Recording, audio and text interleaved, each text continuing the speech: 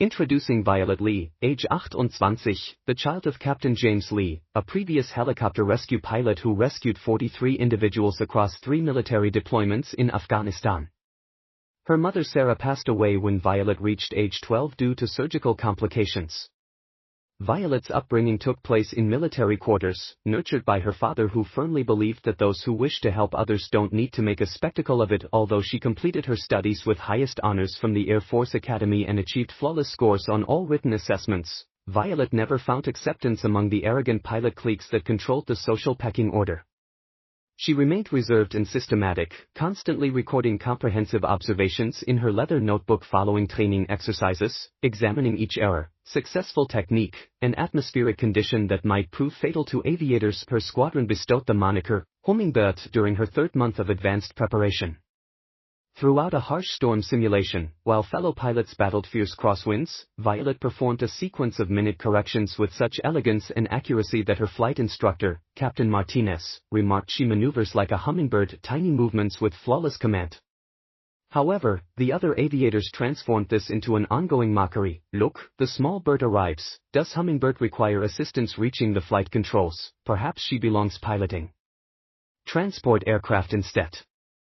Violet remained silent, continuing her preparation. This day proved different. The concluding assessment exercise that would decide combat assignment placements, the examination distinguishing genuine fighter pilots from academy graduates. Violet received assignment to the high-speed spiral reaction course, a computer simulation so demanding that merely 12 aviators in Air Force records had successfully finished it. Those 12 averaged 34 years in age with 8 years of flight experience on average. Violet possessed only 18 months of active preparation. Standing before the gathered squadron, General Roy Dalton, aged 52, advanced to examine the day's schedule. Dalton represented a living legend, 200 combat sorties, 4 aerial victories, and holder of the high-speed spiral achievement for 2 consecutive decades. His gaze swept the roster, paused at her identification, and his demeanor changed to entertained skepticism. Hummingbird, did she acquire that title from dance lessons? The entire hangar burst into laughter. 37 aviators, 12 instructors, 8 maintenance personnel, all ridiculing the reserved young woman with the bird designation. Violet remained motionless, gaze straight ahead, showing no response. Yet internally, she sensed the familiar presence of her father's identification tags hanging from her neck, the identical tags he wore during each rescue operation, the same tags they presented to her wrapped in an American flag 3 years prior. If mockery for your name or reserved nature has touched your life, share your thoughts. I'm still here. Perhaps you represent precisely the individual they'll never anticipate. Major Gabriel Ox Morris had observed Violet's complete training development from behind the scenes. At 46 years old, Morris belonged to those exceptional military officers who honor their commitments, particularly promises given to deceased comrades. 23 years before, newly graduated from Flight Academy, Morris had served beside Captain James Lee in the 160th Special Operations Aviation Regiment. They had flown missions together through Iraq, Somalia, and finally Afghanistan. The evening preceding James's last mission, both men occupied a dusty forward operating base, sharing teppee, coffee and viewing family photographs. James displayed Morris a picture of 16-year-old Violet in her high school graduation attire. She desires to follow my path, enter the Air Force.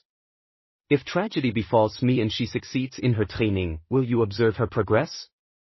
Not interfere, simply provide the watchful eyes I cannot. Morris had gripped his friend's shoulder. Brother, you possess my pledge, always. 18 hours afterward, Captain James Lee's helicopter crashed during a rescue operation, mechanical malfunction, no survivors. Morris maintained distance throughout Violet's academy period, yet he monitored her progress, reviewed each performance evaluation, and examined every instructor assessment. His discoveries amazed even him. Violet wasn't merely competent, she was remarkable. Her spatial reasoning scores ranked in the top 2% nationally, her stress response times exceeded pilots with 5 years experience, and her technical aircraft systems knowledge was so comprehensive she could dismantle and reconstruct an F/A-18 engine from memory. More significantly, she possessed her father's intuition, that intangible quality separating good pilots from those who ensure everyone returns home safely. 3 months earlier, Morris received an unexpected call from Chief Master Sergeant Rodriguez at Edwards Air Force Base. Major Morris, I need confirmation regarding Lieutenant Lee, who has been utilizing our advanced simulators during off hours, paying from personal funds. She's been practicing scenarios that would challenge our most seasoned test pilots. Morris made the 3-hour drive to Edwards that evening. Through the observation window, he watched Violet in the military's most sophisticated flight simulator, no instructors, no safety supervisors, just her confronting computer-generated flight conditions that would terrify veteran combat pilots. Category 5 hurricane conditions, multiple engine malfunctions, surface-to-air missile encounters, emergency aircraft carrier landings in 30. Foot swells. She repeated each scenario continuously, 20 times, until she could execute flawless responses while blindfolded. The technician supervising her session expressed amazement. Sir, in 15 years operating these simulators, I've witnessed nothing comparable to this dedication. She analyzes the physics behind every maneuver, computes wind resistance variables, memorizes emergency protocols for aircraft she's never piloted. How does she perform? Morris inquired. Superior to pilots with double her flight hours. She's developing methods our manual authors should examine. That evening, Morris comprehended what he witnessed. Violet wasn't preparing to pass examinations or impress instructors. She was readying herself to honor her father's legacy by becoming the pilot he never had the opportunity to be. Now, standing behind General Dalton as he ridiculed his friend's daughter, Morris felt something cold settle in his chest. He approached the general and spoke quietly. Exercise caution, sir. Hummingbirds don't fly for exhibition, they fly for survival. Dalton glanced back with casual assurance. We shall observe, Major. But Morris possessed knowledge the general lacked. He had studied James Lee's classified after-action reports, the same documents detailing innovative rescue methods that became standard procedures throughout special operations aviation. Violet had been examining those reports, her father's reports, for 3 years. Have you witnessed someone quiet who, just once, rose up and transformed everyone's viewpoint? Share that experience below. Violet approached the simulator with deliberate steps, no hesitation, no apparent anxiety. She conducted her pre-flight examination with the systematic precision her father had instilled during weekend visits to local airstrips when she was 15, inspect everything twice, trust nothing, and maintain 3 contingency plans. Technical Sergeant First Class Williams had operated flight simulators for 12 years, observing hundreds of pilots attempt the high-speed spiral. Violet met his gaze directly. Sergeant, my father piloted actual rescue missions under conditions more severe than any computer can replicate. I'm not here to surrender. She secured her helmet, completed final systems verification, and activated the simulation. The enormous screen encircling the cockpit illuminated, displaying a catastrophic scenario that had defeated experienced pilots. Thunderstorm with 100-mile-per-hour crosswinds, restricted visibility, simulated enemy surface-to-air missiles, and a flight route requiring navigation through mountain passages while maintaining supersonic velocity. The simulator seat commenced violent oscillation as G-forces rapidly intensified. Most pilots would already battle nausea. Violet's respiration remained controlled and steady. 4 counts inhaling, 4 counts holding, 4 counts exhaling. The method her father taught during his final leave, 3 months before his death. The body desires panic, baby Bert, but the mind can maintain calm if you provide it rhythm. First obstacle, a 90-degree vertical ascent followed immediately by an inverted spiral descent, the type of maneuver generating 8 gs of force and causing temporary vision loss in unprepared pilots. Violet drew back the controls with exact pressure, felt the simulated aircraft respond, and executed the ascent to spiral transition so flawlessly that her altitude deviation remained under 50 feet. General Dalton ceased conversing with his aide and began paying attention. Second obstacle, complete engine failure during spiral descent. In an actual aircraft, this would mean powerless flying through a thunderstorm with zero thrust and rapidly decreasing altitude. Violet's hands moved to secondary controls without pause. She had practiced this precise scenario 237 times at Edwards. She understood which instruments remained dependable during power loss, how to interpret wind patterns through sound alone, and how to calculate glide ratios while inverted. Her simulated aircraft, lacking engine power, navigated through the mountain valley with 15 feet of clearance on each wingtip. The control room became silent, even background conversation from ground crew ceased. Third obstacle, the section that had bested every pilot under 30 for 2 decades simulated missile attack while attempting emergency landing in zero visibility. Radar displayed 6 approaching projectiles. Standard evasive actions would prevent safe landing, maintaining landing approach would result in simulated aircraft destruction. This puzzle had confounded military pilots for 20 years. Violet had resolved it 6 months prior. Instead of selecting between evasion and landing, she executed a technique her father had developed during combat rescues, a corkscrew descent utilizing the incoming missile's own trajectory computations against them. By descending in a precise spiral pattern, she created a moving target, forcing the simulated missiles to overcorrect their flight paths, causing misses while maintaining landing approach. The technique demanded calculating missile velocity, aircraft descent rate, and wind resistance simultaneously while enduring 6 Gs and maintaining consciousness. Violet's hands moved as though she had performed this maneuver countless times. Because she had at precisely 14 minutes and 5 seconds, her simulated aircraft landed safely. The radar system signaled, simulation complete. Time, 14:05 Uhr. New record established. For 30 seconds, the training facility remained utterly quiet. General Dalton slowly removed his sunglasses, his 20-year record shattered by a 28-year-old lieutenant with a bird call sign. Major Morris began applauding slowly.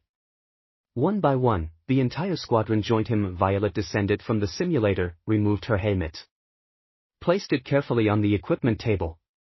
She didn't smile or celebrate, just looked directly at General Dalton and spoke quietly. "Sir, I didn't pilot that simulation to surpass your." Remained silent except for the hum of cooling equipment. Have you ever considered that the quietest individuals might carry an entire generation's legacy on their shoulders? Comment respect if you've encountered someone like that. News of Violet's record spread throughout the base within hours, but when Air Force Times reporters arrived the following morning, she had vanished. No interviews, no photo sessions, no victory declarations. She had simply returned to her quarters, written in her journal, and prepared for the next day's training as though nothing remarkable had occurred. However, the base commander had different intentions. Within a week, Violet's photograph appeared in the main hallway of the operations center. The image captured her aircraft banking at exactly 37 degrees during the final spiral descent, a maneuver so precise that aerospace engineers requested copies for training materials. 10 days following her record-breaking flight, Major Morris discovered Violet in the base chapel. She sat alone in the rear pew, reading from a worn leather Bible.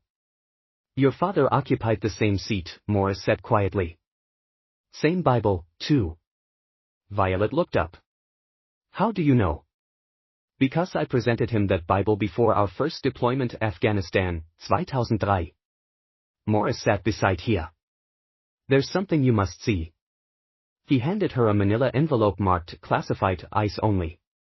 Inside, Captain James Lee's complete service record, including details never shared with his family. Violet's hand shook as she read. Her father hadn't simply been a rescue pilot, he had been the rescue pilot, credited with developing 3 emergency techniques that became standard procedures, awarded the Distinguished Flying Cross twice, and holder of the high-speed spiral reaction course record from 2004 to 2007. "He held the same record you just broke," Violet whispered. "For 3 years. Until deployment to Afghanistan, when he stopped having time for training competitions." Morris paused. "The day he died, he was attempting to improve his own rescue response time, not for personal glory, to save more lives during emergency extractions." Violet closed the file. "Why didn't anyone inform me?" "Because your father made me promise, if you ever chose to fly, to let you discover your own path. No pressure, no expectations, just opportunity." She understood now. Every late-night training session, every self-funded simulator hour, every technical manual she had memorized, she hadn't been pursuing her father's legacy, she had been continuing it. 3 months later, Lieutenant Violet Hummingbird Lee received deployment orders to Al-Udeid Air Base, Qatar, combat operations supporting Special Forces rescue missions. Her call sign remained Hummingbird, but now when pilots heard that name, they didn't laugh, they listened. Because they knew the small bird carried the heart of an eagle. If you believe honor doesn't require loudness but needs to fly steadily, follow this channel. We share these quiet flight stories daily. Some mockery originates from ignorance, but some records originate from love. The person with the smallest call sign sometimes bears the greatest responsibility. If laughter has targeted your name, your background, your quiet determination, remember Lieutenant Violet Lee. Hummingbirds don't need eagles to validate their flight, they just need unlimited sky, and the memory of those who taught them to soar is sometimes the most powerful. War emerges from the gentlest whisper. Hummingbird? Did she acquire that name from dance lessons? The general's laughter reverberated across the training base as he observed the young pilot standing at attention. She showed no reaction. Simply donned her gloves, climbed into the FA-18 cockpit. 15 Minuten. Afterward, alarms echoed throughout the control tower. Emergency announcement, speed reaction record shattered. Identity, Lieutenant Violet Hummingbird Lee, the first individual to applaud.